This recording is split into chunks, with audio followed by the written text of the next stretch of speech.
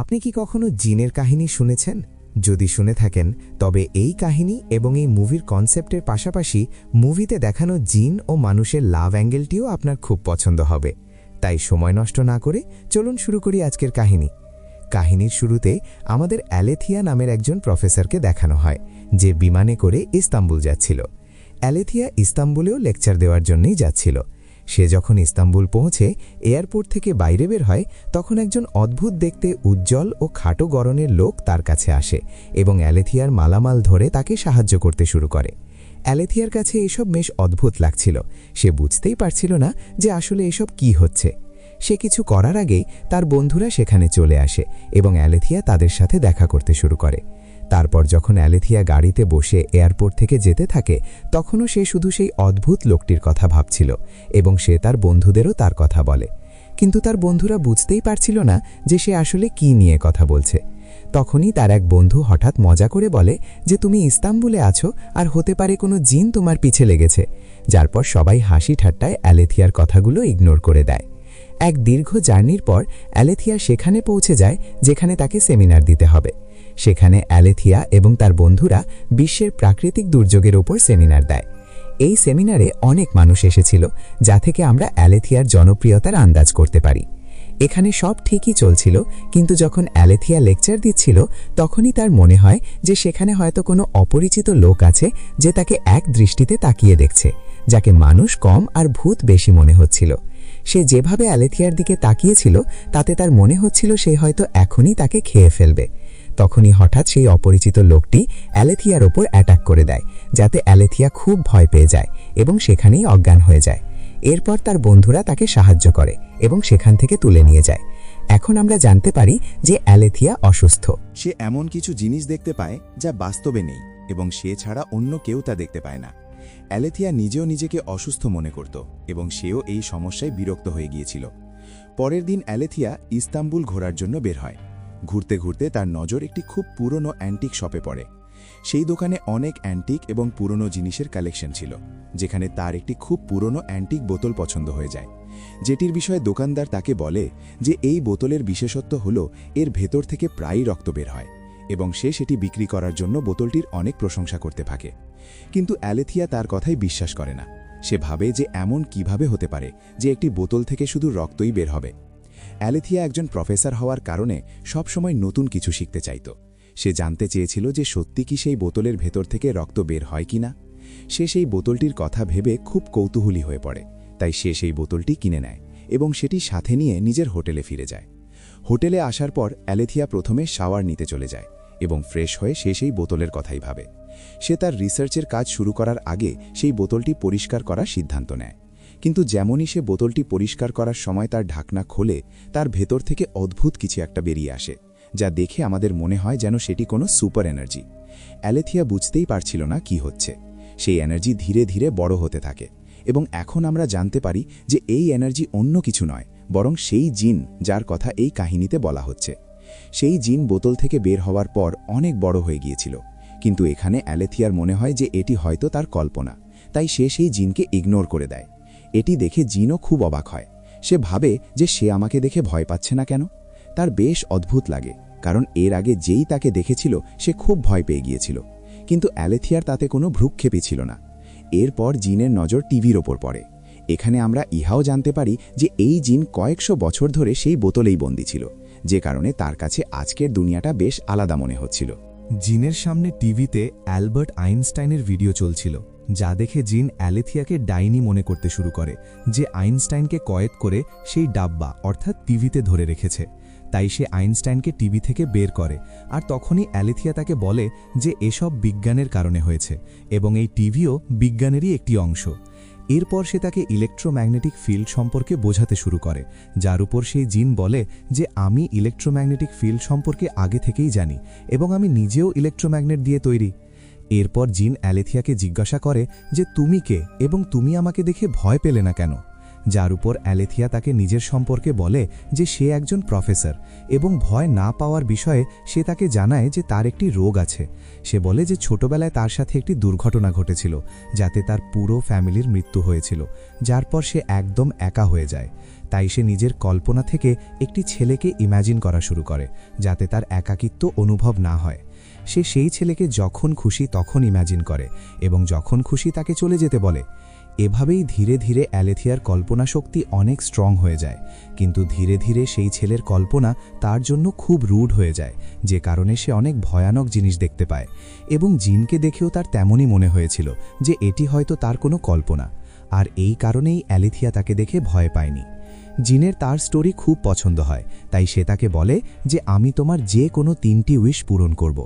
অ্যালেথিয়া এখনও বুঝতে পারছিল না যে সেই জিন তাকে কি বলতে চাইছে। সে কিছু বলার আগেই জিন একজন মানুষের রূপ বদলে নেয় এবং সে অ্যালেথিয়ার জন্য অনেক খাবার নিয়ে আসে, যার পর অ্যালেথিয়ার একটু বিশ্বাস হতে শুরু করে যে এটি একটি আসল জিন। এই কারণে সে একজন মানুষের রূপ নিয়েছে এবং চোখের পলকে অনেক খাবারও নিয়ে এসেছে। অ্যালেথিয়া জিনকে জিজ্ঞাসা করে যে তুমি সেই বোতলে কিভাবে আসলে। তার জিনের বিষয়ে জানার জন্য অনেক কৌতূহল ছিল, তাই সে জিনকে তার বিষয়ে জিজ্ঞাসা করে যে সে এত ছোট বোতলে কিভাবে আসলো এবং সেখানে কবে থেকে বন্দী ছিল, যার ওপর জিন তাকে নিজের কাহিনী শোনায়। সে বলে যে তার জিন হওয়ার পেছনের প্রধান কারণ হল মানুষের ইচ্ছা পূরণ করা। সে বলে যে আমিও কখনো 2 পায়ের একজন মানুষ ছিলাম এবং সে আজ থেকে প্রায় 3000 বছর আগের এক কুইন যার নাম শিবা ছিল তার কাজিন ছিল, কিন্তু সে তাকে ভালোবাসতে শুরু করে। তখনই অ্যালেথিয়া তাকে মাঝপথে থামিয়ে দেয় এবং বলে যে আমি তো শুনেছি কুইন শিবা তো কিং সোলোমনকে ভালোবাসত, তুমি তাকে কিভাবে ভালোবাসতে পারো? জিন বলে যে হ্যাঁ, তেমনই ছিল, সে আমার ভালোবাসায় দিবানা হয়ে গিয়েছিল, কিন্তু যখন কিং সোলোমন কুইন শিবার জন্য তার কিংডমে আসল, তখন সে নিজের সাথে একটি মিউজিক্যাল ইনস্ট্রুমেন্ট নিয়ে এসেছিল, যা বাজাতেই কুইন সোলোমনের ভালোবাসায় পাগল হয়ে যায় এবং শিবা আমাকে বাদ দিয়ে দেয়। আসলে সোলোমন একজন জাদুকর ছিল এবং সেই নিজের সেই ম্যাজিক্যাল ইনস্ট্রুমেন্টের আওয়াজ দিয়ে কুইনকে নিজের বশে করে নিয়েছিল, যাতে কুইন তাকে ভালোবাসতে শুরু করে। তারপর যখন সোলোমন এবং কুইন একে অপরের কাছে আসলো, তখন সে জানতে পারল যে আমি এবং শিবা রিলেশনশিপে ছিলাম, যাতে সোলোমন খুব রেগে যায় এবং সেই নিজের জাদুর সাহায্যে আমাকে সেই বোতলে বন্দি করে সমুদ্রে ফেলে দেয়। এরপর জিন বলে যে আমি 2500 বছর পর্যন্ত সেই বোতলের ভেতরে বন্দী হয়ে ছটফট করতে থাকি। আমি সেখান থেকে নিজেকে মুক্ত করার অনেক চেষ্টা করেছি, কিন্তু আমি মুক্ত হতে পারিনি। অ্যালেথিয়ার কাছে জিনের স্টোরি খুব আকর্ষণীয় মনে হয় এবং এখন তার সেই 3টি উইশের কথা মনে পড়ে যা পূরণ করার কথা জিন বলেছিল। কিন্তু উইশ চাওয়ার আগে সে জিনকে জিজ্ঞাসা করে যে তুমি আমাকে এটি বলো যে একটি মেয়ের মন কি চায়, যার উপর জিন বলে যে আমি কি বলবো, আমার তো এসব ব্যাপারে সব সময় কপাল পুড়েছে। তারপর জিন তাকে জিজ্ঞাসা করে যে তুমি কি কাউকে ভালোবাসো না, যার উপর সে বলে যে অনেক সময় আগে আমি জ্যাক নামে এক ছেলেকে ভালোবাসতাম যে আমার ইউনিভার্সিটিতে পড়তো, কিন্তু সে অন্য আর এক মেয়ের সাথেও ইনভলভ ছিল, তাই আমি তাকে ছেড়ে দিয়েছি। কিন্তু জিনের প্রশ্নে এখন সে ভাবে যে এই জিন এত পার্সোনাল কেন হচ্ছে। তখনই তার পুরনো কাহিনী মনে পড়তে থাকে, যেখানে সে পড়েছিল যে জিনের উইশ পূরণ করার পর কেউ সুখী হতে পারে না। তাই সে জিনকে জিজ্ঞাসা করে যে এমন কি হতে পারে না যে আমি কোনো উইশই চাইব না। অ্যালেথিয়ার এতটুকু বলতেই জিন ছটফট করতে শুরু করে, যা দেখে অ্যালেথিয়া বুঝা যায় যে তাকে উইশ তো চাইতেই হবে। কিন্তু নিজের উইশ চাওয়ার আগে সে জিনকে তার পরের স্টোরি জিজ্ঞাসা করে, কারণ সে জিনের বাকি 500 বছরের কথা জানতে চেয়েছিল। জিন তাকে বলে যে সেই বোতলটি এতদিন বন্দি থাকার কারণে তার ওপর জমা ধুলোবালি বোতলটিকে পাথরের মতো বানিয়ে দিয়েছিল, যাতে সেটি সমুদ্রের কিনারে চলে আসে। তারপর একদিন সেই বোতলটি এক লোক পায় যে সেটিকে মহলের দেয়ালের ছিদ্রের মধ্যে লাগিয়ে দেয়। অনেক দিন পর্যন্ত আমার বোতল সেই দেয়ালে লেগেছিল। তারপর একদিন গুইলতেন নামে এক মেয়ে মহলের দেয়ালে চড়ে নিজের ক্রাশ প্রিন্স মুস্তাফাকে দেখছিল, কিন্তু তখনই সে নিচে পড়ে যায় এবং তার সাথে আমার বোতলটিও নিচে পড়ে যায়, যাতে বোতলের ওপর থাকা পাথর ভেঙে যায় এবং তার হাতে আমার বোতলটি আসে, যাতে আমি আজাদ হয়ে যাই। কিন্তু এত বড় জিন দেখার পর গুইলতেন ভয়ের চোটে অজ্ঞান হয়ে যায়। কিন্তু যখন তার জ্ঞান ফেরে এবং আমি তাকে তার 3 ইচ্ছা পূরণ করার কথা বলি, তখন সে বলে যে সে কিং সুলেমানের ছেলে প্রিন্স মুস্তাফাকে বিয়ে করতে চায়। তাই আমি তার ইচ্ছা পূরণ করার জন্য তাকে পরীর মতো সুন্দরী বানিয়ে দিই। যার পর আমি মুস্তাফার ওপরও জাদু করে দিই যাতে সেও গুইলতেনের প্রেমে পড়ে যায়, এবং পরে আমি আর গুইলতেন মিলে সেই বোতলটি লুকিয়ে ফেলি যাতে কেউ সেই বোতল পর্যন্ত না পৌঁছাতে পারে। জিন বলে যে আমি বোতল লুকিয়ে সেই মহলেই থাকতে শুরু করি, কিন্তু একদিন গুইলতেন আমাকে বলে যে আমার দ্বিতীয় উইশ এটি যে আমি মুস্তাফার বাচ্চার মা হতে চাই। অন্যদিকে কিং সুলেমানের দ্বিতীয় স্ত্রী নিজের সৎ ছেলে মুস্তাফার বিরুদ্ধে কিং সুলেমানকে উস্কানি দেয়, কারণ মুস্তাফার সৎ মা তাকে খুব ঘৃণা করত। এখন নিয়মিত তার কান ভরার কারণে কিং সুলেমানও নিজের ছেলের ব্যবহার খুব খারাপ মনে করতে শুরু করে। তাই নিজের স্ত্রীর প্ররোচনায় এসে একদিন সুলেমান নিজের ছেলেকে মেরে ফেলে।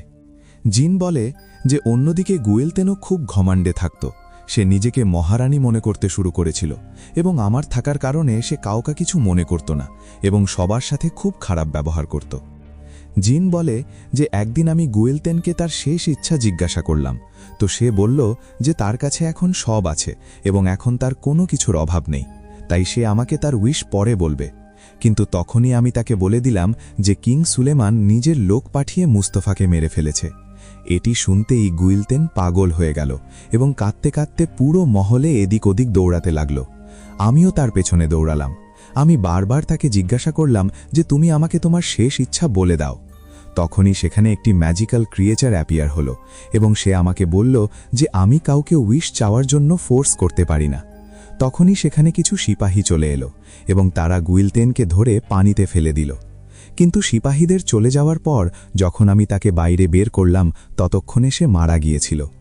এখন আমি তার তৃতীয় ইচ্ছা পূরণ করতে পারতাম না, তাই আমি সেই মহলেই ফেসে গেলাম। গুইলতেন ছাড়া কেউ আমাকে দেখতে পারত না। আমি মহলে ঘুরে বেড়াতাম, আমি অনেক মানুষের সাথে কথা বলার চেষ্টা করেছি, কিন্তু কেউ আমাকে অনুভব করতে পারেনি। তারপর অনেক বছর পর প্রিন্স মুরাদ আমাকে অনুভব করতে শুরু করে। আমি তাকে সেখানে নিয়ে গেলাম যেখানে আমার বোতল ছিল, কিন্তু মুরাদ এবং তার ভাই যেমনই বোতলটি বের করল তার মা সেখানে চলে আসলো, যে তাকে সেখান থেকে নিয়ে চলে গেল। জিন বলে যে 14 বছর বয়সে কিং সুলেমানের মৃত্যুর পর মুরাদকে রাজা বানিয়ে দেওয়া হলো। মুরাদ যখন বড় হল তখন তার জীবন শুধু যুদ্ধ লড়তেই কেটে গেল, কিন্তু তখনও সে আমাকে অনুভব করতে পারত। জিন বলে যে মুরাদের ভাই ইব্রাহিম খুব অলস ছিল, সে নিজের জীবন খুব আমোদ প্রমোদে কাটাচ্ছিল, যে কারণে মুরাদ ইব্রাহিমকে ঘৃণা করত। মুরাদকে এক লোক কাহিনী শোনাত। মুরাদের সাথে সাথে আমিও কাহিনী শুনতাম, কিন্তু যখন সেই কাহিনী শোনানো লোকটি মারা গেল তখন মুরাদ পাগল হয়ে গেল, কারণ সেই ছিল যে শুধু মুরাদকে খুশি দিত। মুরাদ পাগল হওয়ার পর তার মা ইব্রাহিমকে রাজা বানিয়ে দেয় এবং একদিন যেখানে আমার বোতল রাখা ছিল সেখানে ইব্রাহিমের এক কাজের মেয়ে গোসল করছিল, যার ওজন অনেক বেশি ছিল, যে কারণে আমার বোতলটি ভেঙে যায় এবং আমি আবার বোতলের ভেতর থেকে বাইরে চলে আসি এবং সেই মেয়ের কাছে 3 উইশ চাওয়ার কথা বলি। কিন্তু সেই মোটা মেয়েটি খুব ভয় পেয়ে গিয়েছিল, তাই সে আমাকে বলল যে তুমি আবার তোমার বোতলে ফিরে যাও, যাতে আমাকে আবার বোতলে যেতে হলো, কারণ আমি আমার মালিকের হুকুমের গোলাম ছিলাম। আমি যেমনই বোতলে গেলাম সেই মেয়েটি বোতল বন্ধ করে আবার সমুদ্রে ফেলে দিল, যেখানে আমি আবার কয়েদ হয়ে গেলাম। এখন আমাদের আবার প্রেজেন্টের সিন দেখানো হয় যেখানে অ্যালেথিয়া এখনও বুঝতে পারছিল না যে সে জিনের কাছে কি উইশ চাইবে, তাই সে জিনকে তার পরের কাহিনী জিজ্ঞাসা করে, যার উপর সে বলে যে তারপর অনেক বছর পর আমার বোতল জেফির নামের এক মেয়ের কাছে পৌঁছায়, যে 12 বছরে ছিল। তার বিয়ে জোর করে এক বুড়ো বিজনেসম্যানের সাথে করিয়ে দেওয়া হয়েছিল। জেফির নিজের জীবন নিয়ে একটুও খুশি ছিল না। আসলে একদিন এক মাছের পেট থেকে জেফিরের হাজব্যান্ড আমার বোতলটি পায়, যা সে জেফিরকে গিফট করে দেয়, যার পর জেফির ভুলবশত আমাকে আজাদ করে দেয়। তারপর যখন আমি তাকে তার উইশ জিজ্ঞাসা করি তখন সে তার প্রথম উইশের নলেজ চায়, কারণ তার শেখার খুব শখ ছিল। তারপর যখন আমি তার উইশ পূরণ করলাম তখন সে নলেজের সাহায্যে অনেক ইনভেনশন করল, যার পর আমি তাকে তার দ্বিতীয় উইশ জিজ্ঞাসা করলাম, তো সে বলল যে আমাকে ম্যাথসের প্রতিটি প্রবলেম সলভ করতে পারা যায়। আমি তার দ্বিতীয় উইশও পূরণ করে দিলাম, যার সাহায্যে সে ইলেকট্রোম্যাগনেটিক ফিল্ড বুঝতে শুরু করল। কিন্তু পরে সে অনেক জিনিসকে ইলেকট্রোম্যাগনেটিক ফিল্ডের মধ্যে ইনভলভ করতে শুরু করেছিল।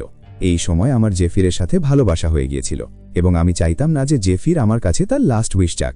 কিন্তু অন্যদিকে জেফিরের নলেজের জন্য খিদে বাড়তে থাকছিল, তাই সে লাস্ট উইশ চাইতে যাচ্ছিল, তখনই জিন তাকে সেখানেই আটকে দেয় এবং জিনের এই আচরণের কারণে সে তার উপর নারাজ হতে শুরু করে। এই কারণে সে নিজেই বোতলে ফিরে যায় এবং সে এখন অনেক বছর পর অ্যালেথিয়ার সাথে দেখা করছে। এখন আমরা আবার প্রেজেন্টের সিন দেখি। এত সব স্টোরি শোনার পর অ্যালেথিয়া বুঝতে পেরেছিল যে তার কি চাই। সে জিনকে বলে যে আমি জেফিরের জন্য তোমার সত্যিকারের ভালোবাসা দেখেছি তাই আমি চাই যে তুমি আমাকে ততটাই ভালোবাসো যতটা তুমি জেফিরকে ভালোবাসতে, কারণ একটি মেয়ের মন শুধু ভালোবাসাই চায়। 3000 বছরের পুরনো জিন সাথে সাথে তার কথা মেনে 30 বছরের সুন্দরী তরুণীকে কিস করে নেয়। অ্যালেথিয়া তার ভালোবাসা পাওয়ার পর তার একাকিত্ব এখন দূর হয়ে গিয়েছিল। এখন সেও খুশি থাকতে শুরু করেছিল। তারপর একদিন অ্যালেথিয়া জিনকে বলে যে আমাকে লন্ডন যেতে হবে। তাই জিন একটি ছোট্ট বোতলে চলে যায়। এয়ারপোর্টে যখন চেকিং হয় তখন অ্যালেথিয়ার খুব ভয় লাগছিল, কারণ জিন তার সাথে একটি বোতলে যাচ্ছিল। কিন্তু কোনো সিকিউরিটি অ্যালার্ম বা অফিসার জিনকে ডিটেক্ট করতে পারে না এবং তারা লন্ডন পৌঁছে যায়। লন্ডন পৌঁছে জিন বলে যে ইস্তাম্বুলের তুলনায় লন্ডনের ইলেকট্রোম্যাগনেটিক ফিল্ডে অনেক পার্থক্য আছে।